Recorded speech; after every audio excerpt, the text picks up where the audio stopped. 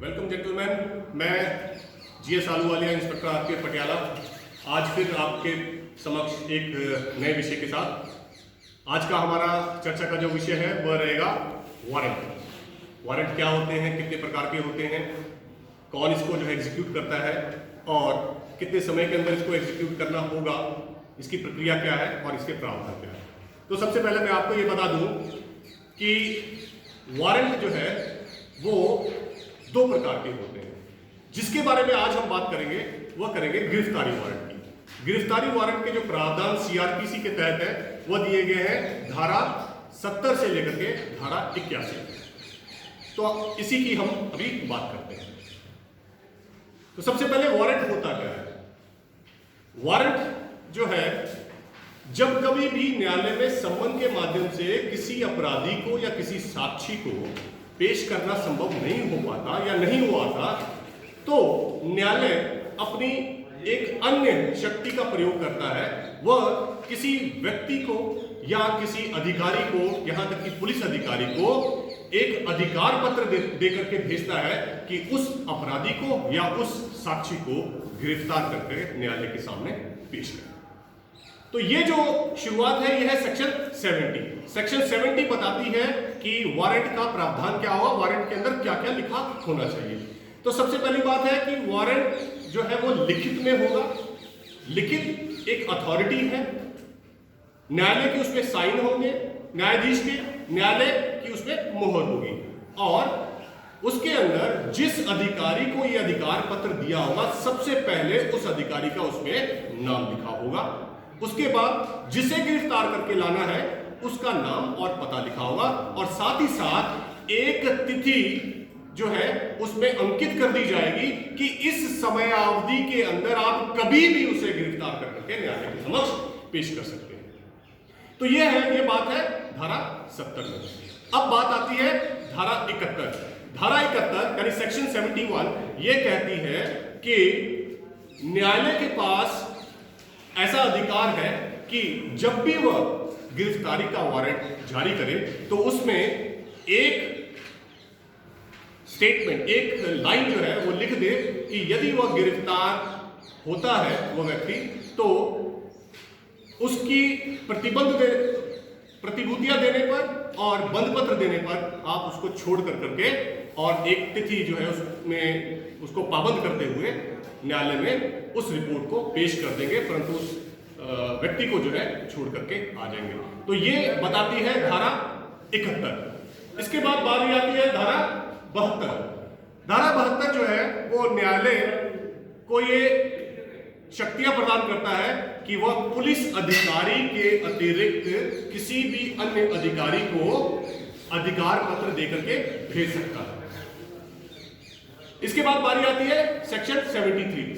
Section 73 जो है ये सीजीएम को अधिकार देता है कि वह किसी भी उद्घोषित अपराधी या सिद्ध दोष छोड़ा गया व्यक्ति या किसी ऐसे अपराधी जिसके द्वारा जो है गैर जमानती अपराध किया गया है उससे गिरफ्तार करके न्यायालय के समक्ष पेश करने का अधिकार देता है। और इसके अंदर एक बात उसे ध्यान रखनी होगी, यदि वो पुलिस अधिकारी है फिर तो कोई बात नहीं, उसे प्रक्रिया का पता रहता है। यदि वह कोई बाहरी व्यक्ति है जिसको न्यायालय ने अधिकार पत्र दिया है, उसका ये कर्तव्य बनता है कि जब भी उस व्यक्ति को गिरफ्तार करे, गिरफ्तारी के बाद वह नजदीक के पुलिस थाने में उसे सौंपे और फिर उसकी प्रक्रिया जो है वो पुलिस अधिकारी करेगा।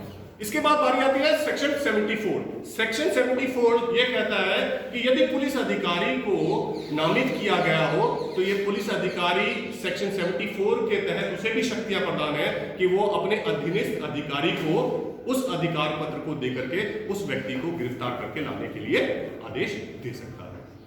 इसके बाद बात करते हैं 75। सेक्शन 75 कहता है कि जब भी कभी ये वारंट किसी पुलिस अधिकारी को या किसी अन्य अधिकारी को देंगे तो वह इसकी तामीली करते हुए अपने साथ लेकर के जाएगा।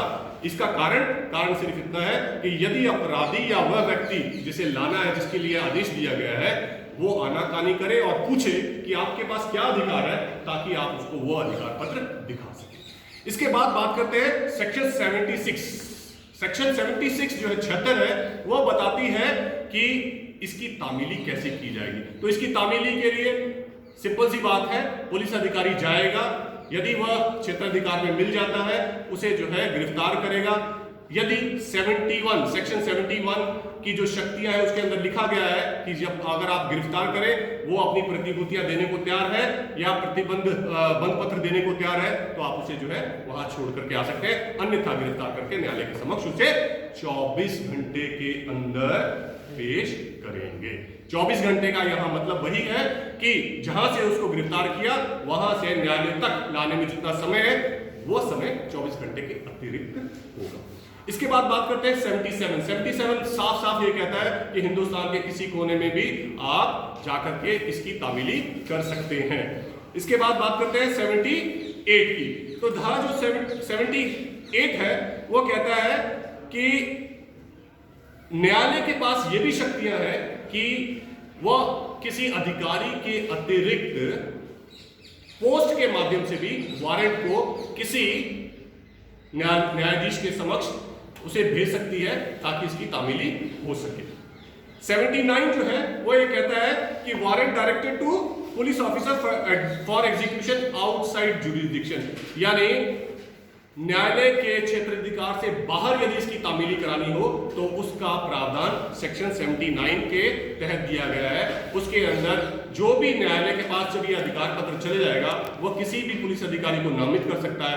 वह पुलिस अधिकारी उस क्षेत्राधिकार के पुलिस थाने में जाएगा, रिपोर्ट करेगा और सहायता मांग करेगा, सहायता लेकर के उस व्यक्ति की गिरफ्तारी के प्रयास करेगा।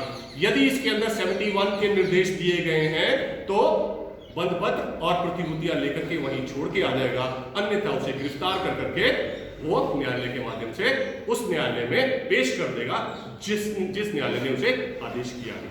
इसके बाद बात करते हैं सेक्शन 80। सेक्शन 80 ये कहता है कि procedure on arrest of person against whom warrant issued.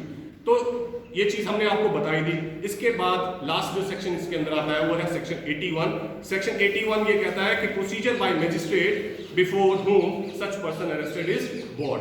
यदि बाहर के क्षेत्राधिकार में उसको गिरफ्तार किया जाता है तो अगर तो ये जो एरिया है वो 30 किलोमीटर के अंदर अंदर आता है और बाहर का क्षेत्र है, तो ये जो गिरफ्तार करने वाला व्यक्ति है उस अपराधी को गिरफ्तार कर करके उसी मजिस्ट्रेट के समक्ष पेश करेगा जिसने इसको जो है जारी किया है। अन्यथा 30 किलोमीटर से यदि वो दूर का एरिया है तो वहां के क्षेत्राधिकार के मजिस्ट्रेट के समक्ष पेश करके उसे जो है उसकी तामीली आगे लेके आएगा। यहाँ न्यायालय के पास शक्तियां हैं कि यदि कोई जो वारंट है उसके ऊपर अगर ये लिखा गया है कि ये नॉन बेलेबल वारंट है, यानी कि गिरफ्तार करके ही लाना है, तो न्यायालय अगर उसे जमानत देना चाहता है तो जमानत डेफिनेटली दे सकता है और अपने जितनी भी उसने प्रतिभूतियां ली होंगी या बंद पत्र लिए होंगे उन बंद पत्रों के साथ वारंट के साथ उस न्यायालय के समक्ष जो है भेज देगा जिस न्यायालय ने इसे इश्यू किया है। तो ये है सारे प्रावधान सेक्शन 70 से लेकर के सेक्शन 81 तक। इसके अतिरिक्त भी प्रावधान ये है कि यदि वो नहीं आता तो फिर 82 की कार्रवाई शुरू हो जाती है, यानी उसे जो है उद्घोषित भगोड़ा जो है करार करा दिया जाता है और सेक्शन 83 के अंतर्गत उसकी संपत्ति को भी न्यायालय जो है अटैच कर सकता है। तो ये थी बातें कि किन किन स्थितियों में जो वारंट है उसकी तामीली कैसे होगी, गिरफ्तार करने की जो शक्तियां हैं जिस वारंट में दी गई हैं उसकी कैसे होगी। इसके अतिरिक्त जो वारंट है तलाशी का वारंट भी जारी किया जाता है, उसके प्रावधान जो है सेक्शन 93 से लेकर के सेक्शन 98 तक है। इस विषय में अगली बार जो है हम बात करेंगे। तब तक के लिए थैंक यू, धन्यवाद, जय हिंद।